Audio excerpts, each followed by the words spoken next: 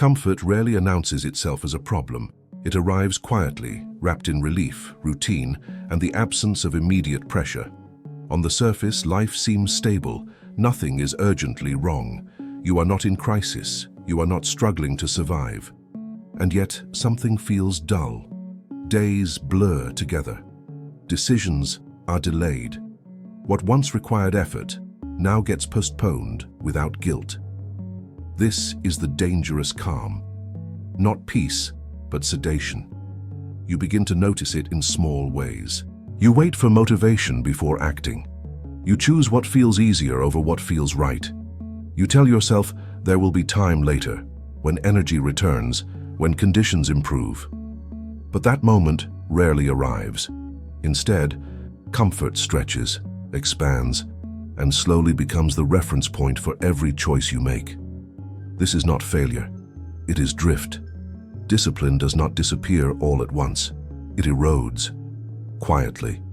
Comfort lowers the inner alarm system. It convinces the mind that nothing needs immediate attention. And when nothing feels urgent, responsibility weakens. Not because you stopped caring, but because ease taught you to delay caring. Before Stoicism offers direction, it demands awareness.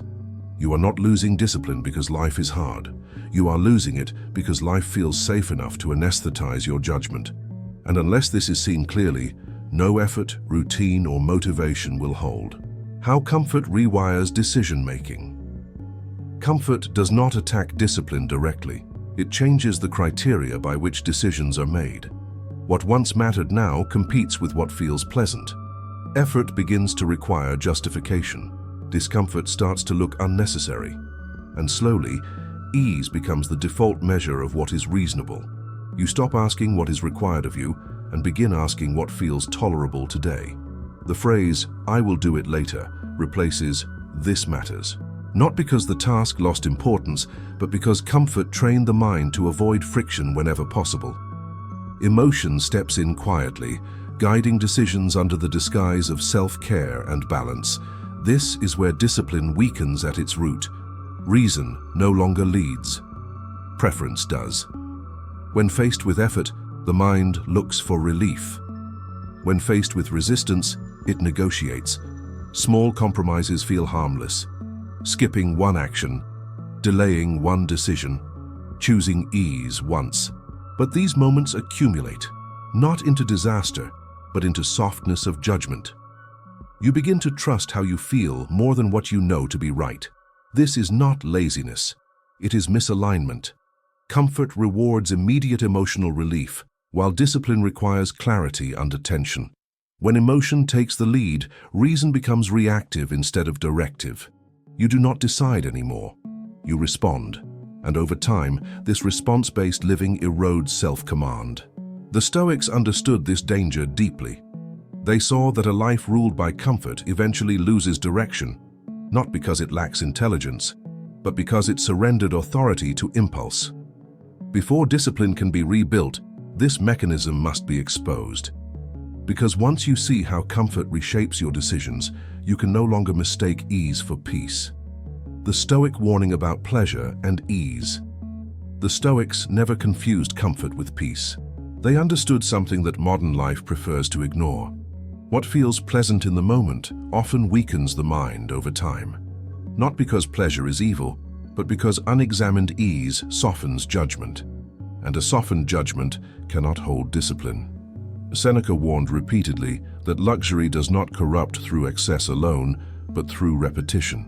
In his letters to Lucilius, he explains that when the mind grows accustomed to comfort, it begins to treat effort as an injustice rather than a duty. Hardship feels offensive, resistance feels unnecessary. The soul, once trained to endure, forgets its own strength. Epictetus took this further. He taught that training only works when it is done under resistance. A muscle grows through strain, not comfort. The same is true of character. When you remove friction from life entirely, you remove the conditions that keep reason sharp. The mind becomes quick to complain and slow to act, not because it is incapable, but because it has not been asked to endure. This is why the Stoics practiced voluntary discomfort, not as punishment, not as denial of pleasure, but as protection of inner freedom. They understood that if you cannot refuse comfort when it is available, you will not be able to refuse impulse when it matters. Modern life offers endless ease, food without effort, distraction without pause, relief without reflection. The danger is not indulgence itself, but how rarely the mind is required to choose against it. Without that choice, discipline has no ground to stand on. The Stoic warning is clear and unemotional. A life organized around comfort will eventually resist discipline, not out of rebellion, but out of habit. And habits, once formed, govern more strongly than intention. Seeing this is not meant to alarm you, it is meant to orient you, because once you understand what pleasure quietly trains you to expect, you can decide when to accept it and when to refuse it. And that decision is the beginning of restored authority. The dichotomy of control reapplied. This is where responsibility becomes clear again. Not heavy, clear. The Stoics never asked you to control discomfort. They asked you to recognize where it comes from and decide how you meet it. Discomfort arrives through fate, through circumstance, through the simple fact of being alive. Avoidance, however, is always a choice. You cannot control when effort will be required. You cannot control when life will demand more than what feels pleasant. You cannot control the presence of resistance. But you can control whether you flee from it the moment it appears, and that distinction changes everything. Epictetus was uncompromising here. In the Enchiridion, he teaches that confusion and distress arise when we treat what is not up to us as if it were and neglect what is. Discomfort belongs to the world. How you respond to it belongs to you. When you blur this line, discipline collapses under the illusion that ease is a right rather than a preference. Comfort becomes dangerous when you begin to believe you deserve to avoid strain, when effort feels unfair, when resistance feels like an interruption instead of a signal. At that point, every challenge feels personal, every demand feels excessive, and reason steps back while emotion negotiates escape. Reapplying the dichotomy of control restores order. You stop asking how to eliminate discomfort and start asking how to stand correctly within it. You accept that friction is not a mistake. It is the terrain where agency is exercised. Fate provides the resistance, you provide the response. This is not about seeking hardship. It is about refusing to be governed by avoidance. When you choose effort despite comfort being available, you reclaim authority over yourself. The mind learns again that it can act without permission from feeling. Discipline returns here, not as force, but as clarity. You no longer argue internally about what should be easy. You recognize what is required and move. And with each decision made under friction, self-command strengthens quietly. This is how Stoicism restores strength, not by changing the world, but by correcting your position within it. Why accepting discomfort restores discipline? Discomfort only becomes a problem when you treat it as an enemy. The moment effort is framed as something to escape, the mind begins to negotiate with itself. It asks how little can be done, how much can be postponed, how quickly relief can be restored. Discipline collapses not because the task is too hard, but because the mind is busy bargaining. Acceptance ends that negotiation. When you accept discomfort as part of the conditions of action, something simplifies. You stop asking whether you feel ready. You stop waiting for motivation to arrive. You recognize that discomfort is not a signal to stop, but a signal that something meaningful is being demanded of you. This recognition removes friction inside the mind, even while effort remains outside it. The Stoics understood this well. Acceptance was never passive resignation. It was alignment with reality. When you accept that effort, strain, and inconvenience are normal companions of a disciplined life, they lose their power to delay you. They no longer feel like punishments, they become information. This is why discipline fades when comfort becomes the goal. Comfort teaches the mind to measure every action by how it feels. Acceptance teaches the mind to measure actions by whether they are appropriate. One centers preference, the other centers reason. Only one of them can sustain direction over time. As acceptance takes hold, effort feels cleaner, hard, but clean. There is less internal resistance, less emotional drama, less self-argument. You do what needs to be done without turning it into a psychological event. And that simplicity is what restores consistency. Discipline does not return through intensity. It returns through honesty. The honest acknowledgement that discomfort is not an obstacle to life, but a condition of living well. Once this is seen clearly, comfort stops ruling your decisions. And when comfort loses authority, discipline no longer has to fight to exist. Reason versus emotional drift. Emotional drift is not dramatic. It does not announce collapse. It feels gentle, almost harmless. You tell yourself you are listening to your body, protecting your energy, choosing balance. And yet, direction quietly dissolves. What once felt clear becomes optional. What once felt necessary becomes negotiable. This is how emotion takes the lead without resistance. Emotion does not ask whether an action is right. It asks whether it feels acceptable in the moment. When comfort is available, emotion argues for ease.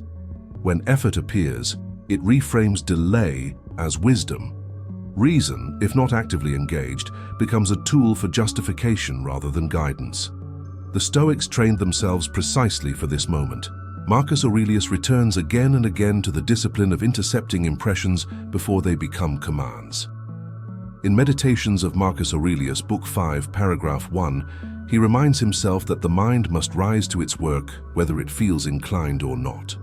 Not through force, but through clarity of purpose. Reason intervenes by slowing the moment down. You feel the urge to choose ease. You notice it without obeying it. You ask not how you feel, but what the situation requires. This question restores hierarchy. Emotion is acknowledged, but it no longer decides. Each small refusal matters. Choosing to act while uncomfortable, continuing despite lack of motivation, sitting with friction instead of escaping it. These are not heroic acts, they are calibrations, and each one rebuilds authority where drift once ruled. Over time, the mind learns something crucial. It learns that action does not depend on mood, that discomfort can be endured without harm. That clarity feels better than relief, even if it arrives later. Emotional urgency weakens, reason resumes its place, not as a tyrant, but as a guide. This is the turning point. Discipline does not return because you became harder. It returns because you became more accurate in how you choose. The internal consequences of discipline returning. When discipline begins to return, it does not arrive with excitement. There is no surge of confidence, no dramatic sense of becoming stronger. What appears first is cleanliness of mind, fewer open loops, less mental clutter. Decisions feel lighter because they are no longer argued with internally. You act, and then you move on. Self-trust starts to rebuild quietly. Not the kind based on optimism, but the kind rooted in evidence. You begin to trust yourself because you have watched yourself act without waiting to feel ready. You have seen that discomfort does not break you. That effort does not require emotional permission. This trust stabilizes the mind more than motivation ever could. There is also a subtle confidence that forms. Not assertiveness, not dominance. A calm sense that you can rely on your judgment even when conditions are imperfect. You stop chasing ideal moods.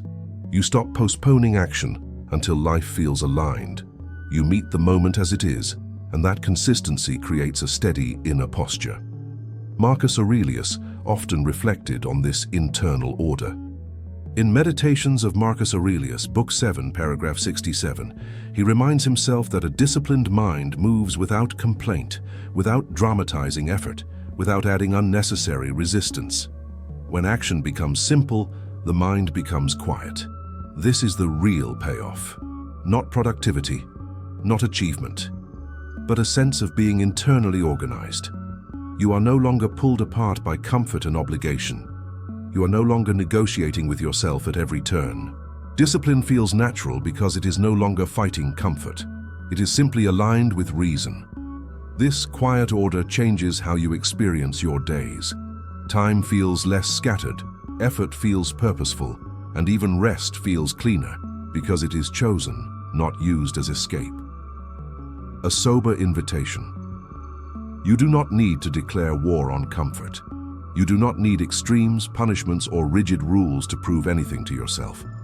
What is being asked here is simpler and more demanding.